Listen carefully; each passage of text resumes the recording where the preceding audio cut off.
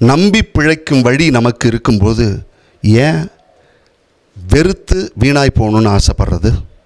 அன்புக்குரிய சகோதர சகோதரிகளே, ஒரு ஊர் சின்ன சின்ன தப்புக்கும் மிகப்பெரிய அளவில் தண்டனை கொடுக்கக்கூடிய ஒரு இரக்கமற்ற ஒரு ஆட்சியாளர். மக்கள் சின்ன தப்பு செஞ்சாலும் அவங்களுக்கு தண்டனை உண்டு. இவங்கெல்லாம் பயத்தில் கொஞ்சம் கொஞ்சம் தங்களை மாற்றிக்கொள்ள முயற்சி செய்கிறார்கள். ஆனால் தோல்வி அடையும் பொழுதெல்லாம் திரும்ப பயம் வந்துடுது, மாட்டிக்கிறாங்க. இது மாதிரி இருக்குது. இந்த சூழலில் அந்த இரக்கமற்ற ஆட்சியாளருடைய மகன் ஒருவன் வருகிறான். வந்து சொல்கிறான், இங்கே பாருங்கள், நான் உங்களுக்கு ஒரு வழி காட்டிக்கிறேன், நான் உங்களுக்கு ஒரு வழி சொல்கிறேன், இந்த மாதிரி இல்லாமல் பழச்சிக்கிறதுக்கு வழி சொல்கிறேன் அப்படின்னு சொல்லிட்டு விருப்பம் உள்ளவங்க என்னை பின்பற்றி வாங்கன்னு சொல்கிறேன். கொஞ்சம் பேர் போனாங்க, கொஞ்சம் பேர் போகலை. போனவங்க பழச்சிக்கிட்டாங்க. போகாதவங்களுடைய விளைவு யாருக்கு? அவர்களை சேர்ந்தது. போகிறதுக்கான பிழைப்பதற்கான வழி உனக்கு தெரியும் பொழுது ஏன் அதை பார்த்து பழச்சா என்ன? அதை ஏற்றுக்கொள்ளாது நீங்களா தண்டனையை வருவித்துக் கொள்வது ஏன் என்றுதான் இன்றைய நற்செய்தி நமக்கு எடுத்து காட்டுகிறது. அன்பு சகோதரர்களே, உலகம் தன்னுடைய பாவத்தினால் அழிந்து போகக்கூடிய சூழல் தான் இருக்கிறது.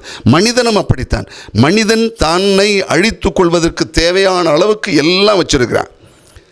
உலகம் தண்டிக்கப்பட வேண்டும் என்பது அல்ல, ஆனால் கிறிஸ்துவின் வழியாக அது மீட்கப்பட வேண்டும் என்பதுதான் இறைவனுடைய திட்டமாக இருக்கிறது.